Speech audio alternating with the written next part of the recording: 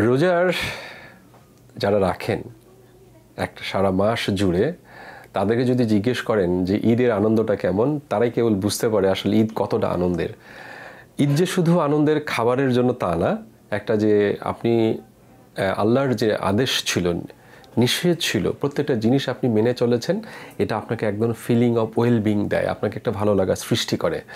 এখন এই ভালো লাগার কারণে আপনি বললেন যে সারা 30টা দিন খাওয়া দাওয়া বন্ধ ছিল, এখন চিন্তা করছেন যে এখন একটু শুরু করি, আজকে পাইছি। এই যে আপনার ফিলিংসটা যে আমার এখন তো আর কোনো বাধা নাই এবং ঈদের দিনে তো মেহমানদারিরও শেষ নাই, হঠাৎ করে যখন খাবেন দেখবেন যে রোজার সময়টায় আশেপাশে যত ফার্মেসির দোকান থাকে তারা পেট খারাপের ওষুধের স্টক বাড়ায় দেয়, তারা ডায়রিয়ার স্টক বাড়াইতে থাকে, কারণ জানে যে এই রুগীগুলো বেশি আসবে।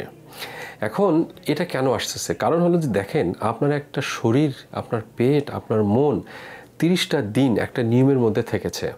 হঠাৎ করে আপনি একটা অনিয়ম করলেন, এই লোডটা কিন্তু সে নিতে পারবে না।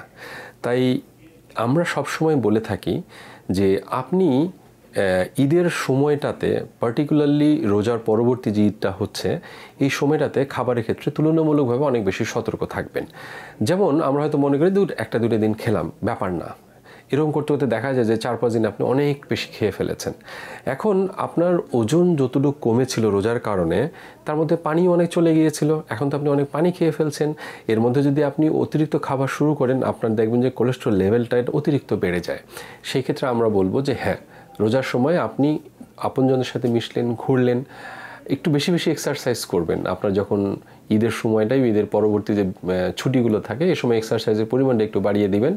একই সঙ্গে খাবারের যে সতর্কতা, আমরা বলি যে তুলনামূলকভাবে যে সমস্ত রেড মিট আছে, লাল মাংস, গরুর মাংস, খাসির মাংস, হাঁসের মাংস, এই জিনিসগুলোকে একটু তুলনামূলকভাবে কমিয়ে দেবেন। যতটুকু একেবারে না খেলে নয়, মেহমানদারিতে যতটুকু লাগে ঠিক ততটুকু, এর বেশি নয়।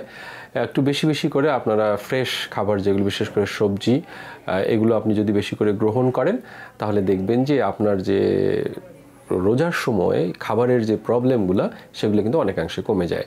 আর একটা আমরা কথা বলি, সেটা হচ্ছে যে স্পেসিং।